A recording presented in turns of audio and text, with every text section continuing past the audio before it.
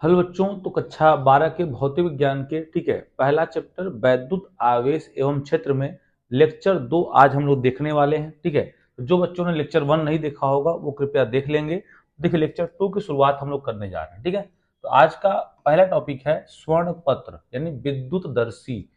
इसको अंग्रेजी में कहा जाता है गोल्ड लीफ इलेक्ट्रोस्कोप। अब समझने का प्रयास करते हैं कि ये स्वर्ण पत्र विद्युत दर्शी होता क्या है। ठीक है ना। देखिए, तो वह उपकरण जिसकी सहायता से किसी वस्तु पर आवेश का पता लगाने में किया जाता है उसे हम कहते हैं स्वर्ण पत्र विद्युत दर्शी। ठीक है। तो वह उपकरण जिसकी सहायता से किसी वस्तु पर आवेश का पता लगाने में किया जाता है उसे स्वर्ण पत्र विद्युत दर्शी कहा जाता है। ठीक है। अब स्वर्ण पत्र विद्युत दर्शी की बनावटी की बात करें तो बनता कैसे है। ठीक है। बनता कैसे है, जैसा कि आप लोग देख पा रहे हैं। ठीक है। इसमें एक बॉक्स में धातु की एक छड़ ऊर्ध्वाधर लगी होती है जिसके निचले सिरे पर सोने की दो पट्टियां लगी होती हैं। छड़ के ऊपरी सिरे पर एक धातु की घुंडी होती है। देखिए, जिसे चित्र आप लोग देख पा रहे हैं। ठीक है ना। ये देखिए, ये आपका देख पा रहे हैं, ये एक धातु की घुंडी है और ये आगे जुड़ा हुआ है। ठीक है ना, ऐसे। और यहाँ पे एक रबड़ का टुकड़ा लगा हुआ है। ठीक है ना। फिर इसके आगे देख रहे हैं सोने के दो पत्तियां, ऐसे ऐसे करके सोने के दो पत्तियां हैं। ठीक है। और ये पूरा कांच का बना होता है। अब करते क्या है कि जब इस पे कोई भी वस्तु इसको संपर्क में लाया जाता है, तो सपोज मान लीजिए कि वो धनावेशित है, तो वो धनावेश ऐसे होते हुए इस सोने की पत्ती तक आएगा। तो इस पत्ती पर भी धनावेश, इस पत्ती पर भी धनावेश, तो धन और धन एक दूसरे को प्रतिकर्षित करते हैं। तो ये पत्ती इधर जाएगा और ये पत्ती इधर, यानी ये जैसे मान लीजिए ऐसे हैं और दोनों पे प्लस प्लस आ गया तो ये ऐसे हो जाएंगे। तो अगर ये दोनों सोने की पत्तियां एक दूसरे से दूर जाती हैं तो इससे स्पष्ट हो जाता है कि जो ऊपर की वस्तु है उस पर आवेश है।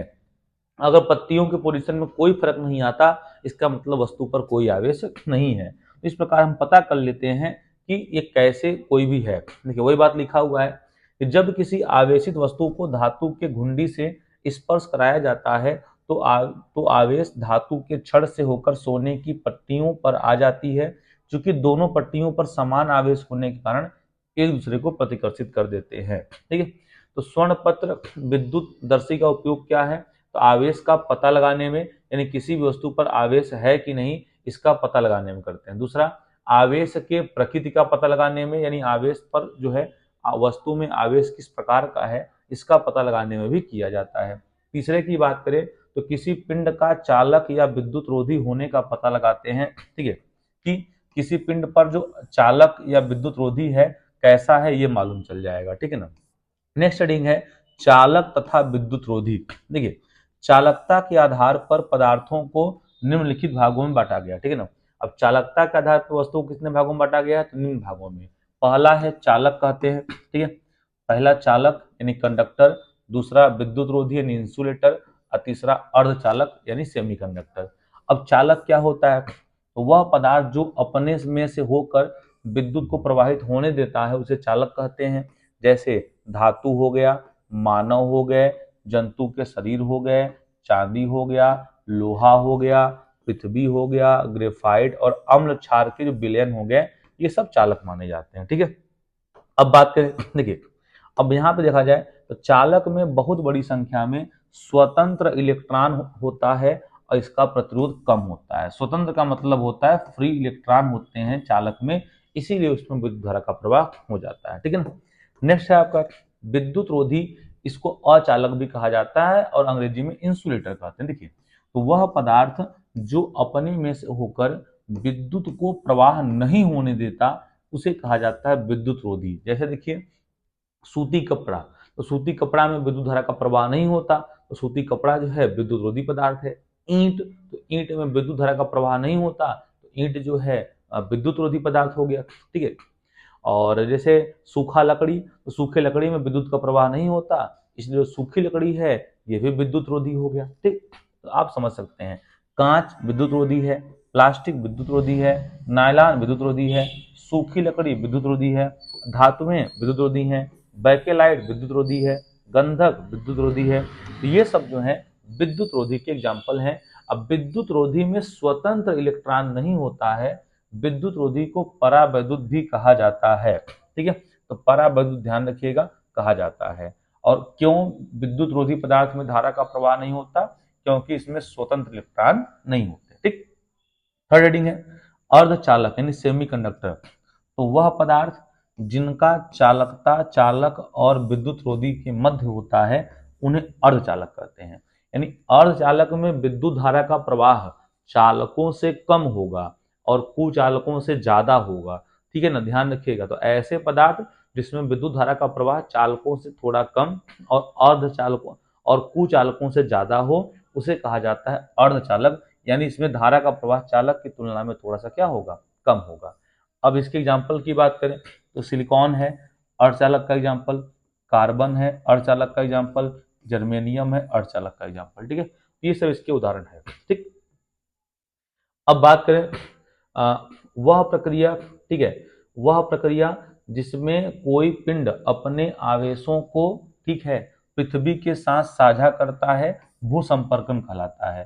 तो ये हो गया अर्थिंग की परिभाषा। ठीक है ना, अर्थिंग किसे कहते हैं? अगर क्वेश्चन आता है तो आप बता सकते हैं कि वह प्रक्रिया जिसमें कोई पिंड अपने आवेशों को पृथ्वी के साथ साझा करता है वो कहलाता है भूसंपर्किंग यानी अर्थिंग।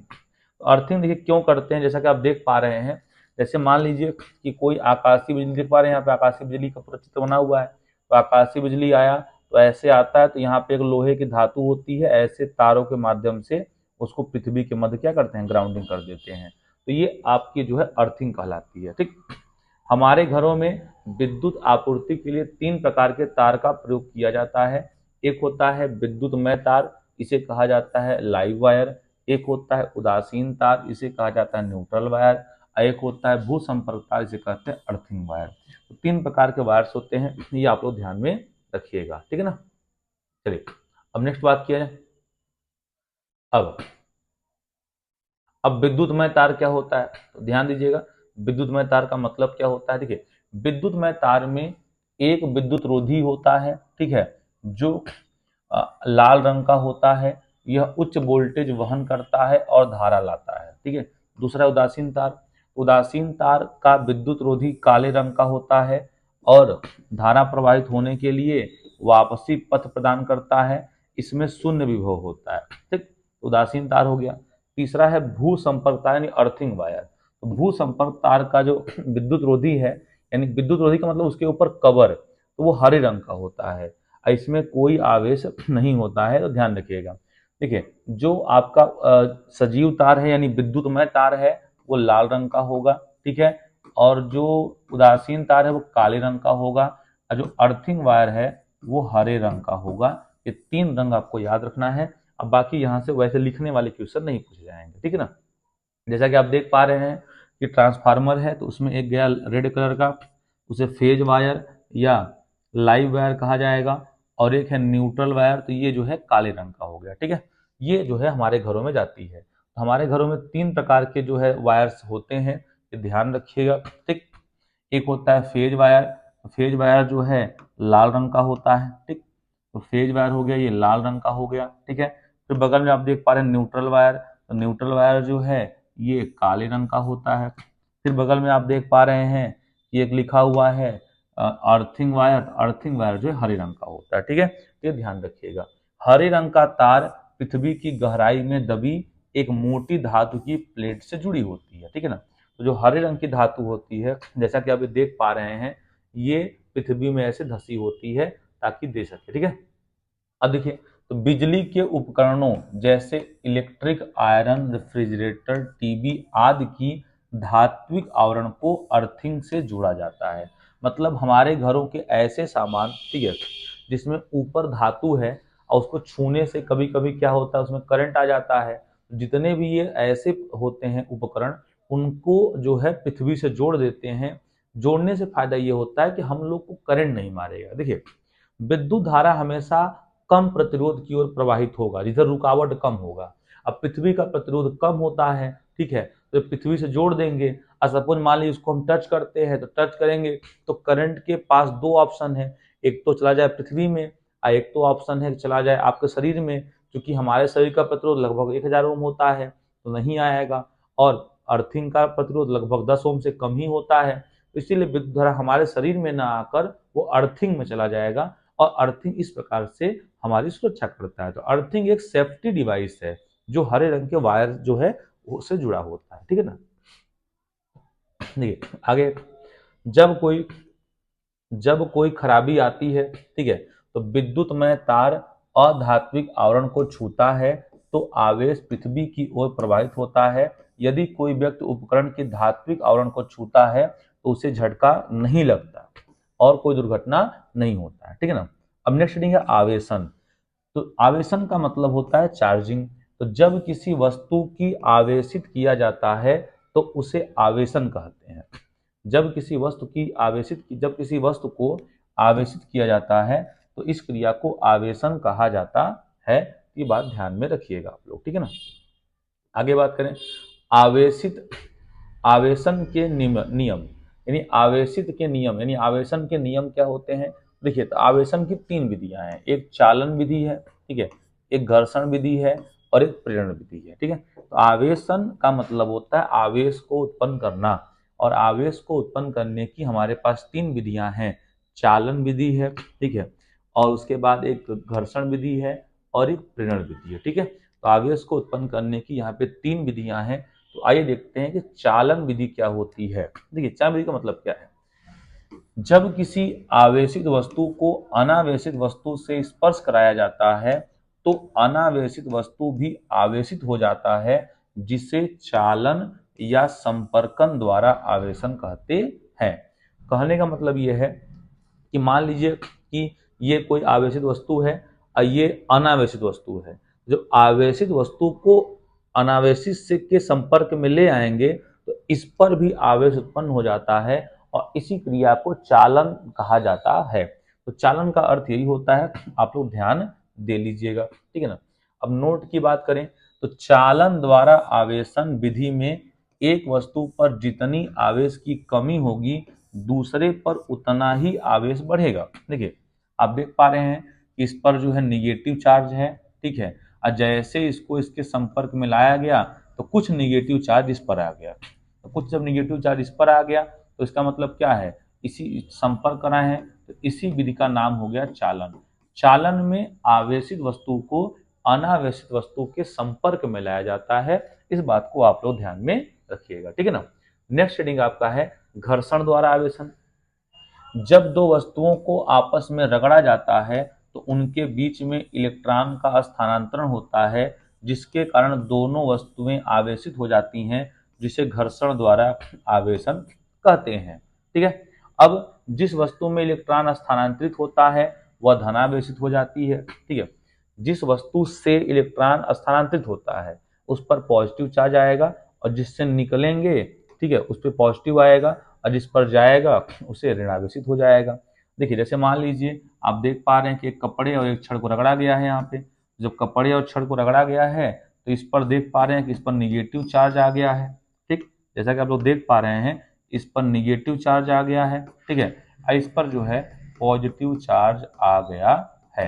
तो ध्यान दीजिएगा, जब दो वस्तुओं को आपस में रगड़ा जाता है तो उनसे आवेश का स्थानांतरण हो जाता है और इसी क्रिया को कहा जाता है घर्षण विधि। देखिए, जो वस्तु कार्य ज्यादा करेगी, जिस वस्तु का कार्य ज्यादा होगा उस पर होगा निगेटिव चार्ज, ये भी ध्यान रखिएगा, ठीक है। तो घर्षण द्वारा जो वस्तु ज्यादा कार्य करती है उस पर निगेटिव चार्ज आ जाता है, ये भी बात आप ध्यान में रखिएगा, ठीक है। इस विधि का घर्षण विद्युतीकरण कहते हैं। नेक्स्ट है आवेश उत्पन्न करने की विधि की बात करें तो प्रेरण द्वारा आवेशन, ठीक है। अब प्रेरण द्वारा आवेशन का मतलब क्या होता है। देखिए, जब किसी आवेशित वस्तु द्वारा अनावेशित वस्तु को संपर्क कराए बिना विपरीत प्रकृति के आवेश उत्पन्न होता है तो इसे कहा जाता है प्रेरण द्वारा आवेशन। देखिए, ठीक है, जब किसी आवेशित वस्तु द्वारा अनावेशित वस्तु द्वारा, ठीक है, बिना स्पर्श किए विपरीत प्रकृति के आवेश उत्पन्न हो जाए, मतलब प्रेरण में क्या करते हैं कि बिना स्पर्श कराए एक आवेशित वस्तु की सहायता से अनावेशित वस्तु पे आवेश उत्पन्न कर दें तो इसी विधि को कहा जाता है प्रेरण विधि। अब ये क्या है प्रेरण विधि। देखिए, तो इसमें क्या कहा जाता है, देखिए, तो अब इसके औचित्य को हम थोड़ा समझने का प्रयास करें। तो इसमें करते कैसे हैं, देखिए इसमें क्या होता है, ध्यान दीजिएगा। जैसे मान लीजिए कि ये दो वस्तुएं हैं, इन पर कोई आवेश नहीं है।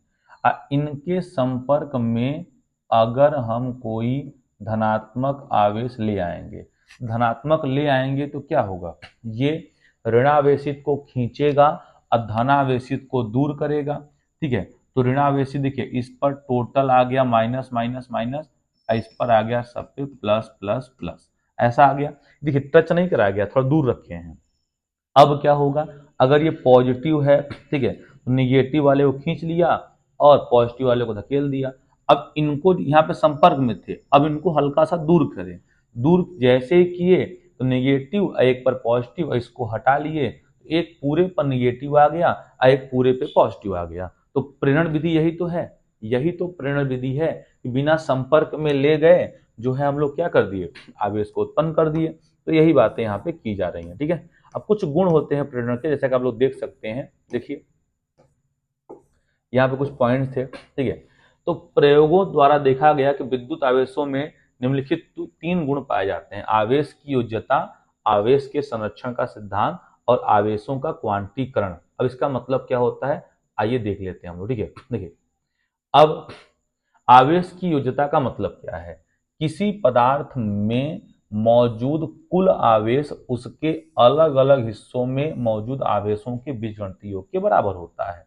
ठीक है, मतलब जैसे मान लीजिए ये वस्तु है 2 कूलाम आवेश, ये है 3 कूलाम आवेश, ये है -1 कूलाम आवेश, ये है प्लस का 5 कूलाम आवेश। तो कुल आवेश कितना होगा, 3 2 5 5 10, और 10 में से गया 9, 9 कूलाम का कुल आवेश होगा। तो किसी भी वस्तु पर कुल आवेश उसके छोटे छोटे खंडों में जितने आवेश हैं सबको अगर जोड़ दिया जाए तो उससे भी आता है। तो यही बात यहाँ पे आपको बताई जा रही है। ठीक है, देखिए किसी पदार्थ में मौजूद कुल आवेश उसके अलग अलग हिस्सों में मौजूद सभी आवेशों के बीजगणितीय योग के बराबर होता है। ठीक है, तो सभी जितने आवेश हैं कुल को जोड़ देंगे तो बराबर हो जाएगा। ठीक है, यदि किसी निकाय में आवेश क्रमशः Q1 Q2 Q3 dot dot Qn है तो उसका कुल आवेश क्या होगा, सबको जोड़ दीजिए, तो Q1 plus Q2 plus Q3 plus Q4 dot dot हो गया। ठीक, अब आवेश संरक्षण का सिद्धांत की बात करें तो किसी अलग या विलगित निकाय का कुल आवेश नियत रहता है। ठीक है, दूसरा पॉइंट है विद्युत आवेशों को न तो उत्पन्न किया जा सकता है और न तो नष्ट किया जा सकता है, उन्हें केवल एक पिंड से दूसरे पिंड में हम ट्रांसफर कर सकते हैं। ठीक है, इसे ही आवेश के संरक्षण का सिद्धांत कहा जाता है। जैसे अब बात किया जाए तो जब कांच की छड़ को रेशमी कपड़े से रगड़ते हैं तो उसमें धनात्मक आवेश विकसित हो जाता है, लेकिन साथ ही रेशमी कपड़े पर ऋणात्मक आवेश उत्पन्न हो जाता है। इस प्रकार कांच की छड़ और रेशमी कपड़े का नेट आवेश शून्य है, जैसा कि रगड़ने से पहले था। तो रगड़ने से पहले कैसा था, शून्य था। ठीक है, लेकिन ध्यान दीजिएगा रगड़ने के बाद जितना रेशमी कपड़े पर निगेटिव आया उतना ही कांच की छड़ पर पॉजिटिव आया, तो फिर भी ये जीरो हो गए। यानी रगड़ने से पहले भी कुल आवेश जीरो था, रगड़ने के बाद भी कुल आवेश जीरो हो गया। इसे ही आवेश संरक्षण का सिद्धांत कहा जाता है। ठीक, नेक्स्ट पॉइंट देखते हैं। अब सेंधा नमक का जलीय विलयन में इस प्रकार आयनित होना, तो Na को करेंगे तो Na प्लस Cl माइनस हो जाएगा। चूंकि आयनीकरण से पहले और बाद में कुल आवेश शून्य होता है इसलिए आवेश संरक्षित रहता है। तीसरे की बात करें तो विद्युत आवेश का क्वांटीकरण या परिणामीकरण, ये क्या होता है, तो प्रत्येक आवेशित पदार्थ पर आवेश की मात्रा एक इलेक्ट्रॉन पर आवेश की मात्रा के पूर्ण गुणज में होती है। अतः किसी पदार्थ पर आवेश की मात्रा हो सकती है। ठीक है, अब ध्यान दीजिए इसका मतलब है Q बराबर या नहीं, यानी किसी भी वस्तु पर आवेश की मात्रा इलेक्ट्रॉन पर आवेश के पूर्ण गुणज के रूप में होता है। किसी भी वस्तु पर आवेश की मात्रा, ठीक है, किसी भी वस्तु पर आवेश की मात्रा इलेक्ट्रॉन के आवेश के पूर्ण गुणज के रूप में होता है। इसे ही आवेशों के क्वांटीकरण का सिद्धांत कहा जाता है। तो Q बराबर Ne हो गया। अब n का मान 1 2 3 4 5 कुछ भी रख सकते हैं। इसके सवाल लगाए जाते हैं, ये हम लोग ध्यान में रखेंगे, ठीक है ना। चलिए नेक्स्ट देखते हैं। अब ई का मान क्या होता है, देखिए ई का मान होता है, ठीक है, माइनस का 1.6 इंटू 10⁻⁹ का कूलाम, ठीक है। तो इस प्रकार किसी आवेशित पदार्थ पर आवेश सदैव इलेक्ट्रॉन के पूर्ण गुणज, जैसे या तो ई होगा, या तो उस पर 2e होगा, या तो 3e होगा, या तो 4e होगा, या तो 5e होगा, ठीक है। अब आगे बात करते हैं। किसी पदार्थ पर आवेश ई की भिन्न, जैसे 3/1e, 5/2e, ठीक है, यहां हम 2 कर देते हैं, 7/2e, 3/2e इत्यादि नहीं हो सकता, क्योंकि किसी भी वस्तु पर आवेश इलेक्ट्रॉन का जो है पूर्ण गुणज होना चाहिए, ध्यान रखिएगा, इलेक्ट्रॉन का पूर्ण गुणज होना चाहिए, या तो 2 गुना, या तो 3 गुना, या तो 4 गुना, दशमलव या भिन्नात्मक नहीं हो सकता, ध्यान रखिएगा।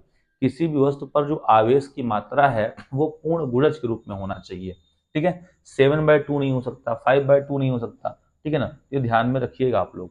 तो स्पष्ट है, अब यहाँ से कुछ बातें स्पष्ट हो रही हैं कि स्पष्ट है कि विद्युत आवेश को अनिश्चित रूप से विभाजित नहीं किया जा सकता। विद्युत आवेश के इसी गुण को विद्युत आवेश का क्वांटीकरण कहते हैं, ठीक है। अब देखिए इसमें क्या है, तो विद्युत आवेश के परिणामीकरण का मूल कारण यह है कि रगड़ के दौरान केवल इलेक्ट्रॉन की एक पूर्णांक संख्या को ही एक पिंड से दूसरे पिंड में स्थानांतरित कर सकते हैं। ऐसा नहीं कि जब 2 वस्तुओं को रगड़ा गया तो आधा इलेक्ट्रॉन गया, जब भी जाएगा या तो 1 इलेक्ट्रॉन जाएगा, या तो 2 इलेक्ट्रॉन जाएगा, या तो 3 इलेक्ट्रॉन जाएगा, तो यही कारण है, ठीक है ना। अब विद्युत आवेशों का क्वांटीकरण एक प्रयोगात्मक रूप से सत्यापित नियम है। फैराडे द्वारा खोजे गए स्थिर वैद्युतिकी के प्रयोगों के नियम ने सबसे पहले विद्युत आवेशों की क्वांटीकरण निर्धारित करने का सुझाव दिया। विद्युत आवेश के मापन पर 1912 में मिल्कन के तेल ड्रॉप यानी ऑयल ड्रॉप प्रयोग ने विद्युत आवेश के क्वांटीकरण सिद्धांत को प्रस्तावित किया, ठीक है।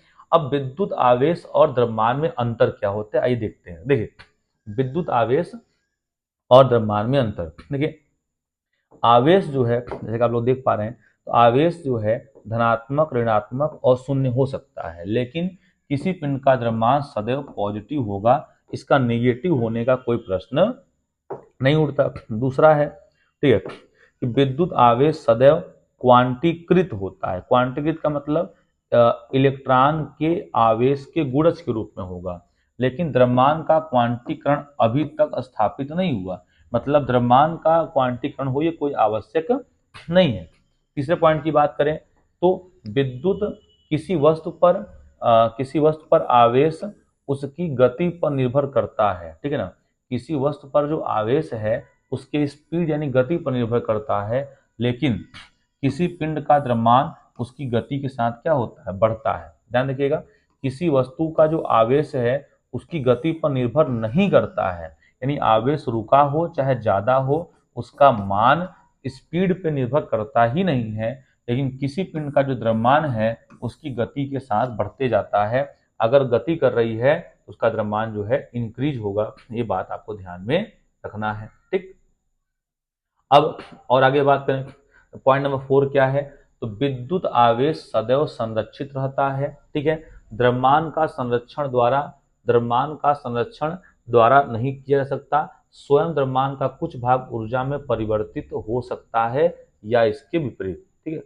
तो हम लोग देखिए आवेश के जितने भी बेसिक पॉइंट्स थे यहाँ पे जाके हम लोग क्या कर लिए, खत्म कर लिए, ठीक है।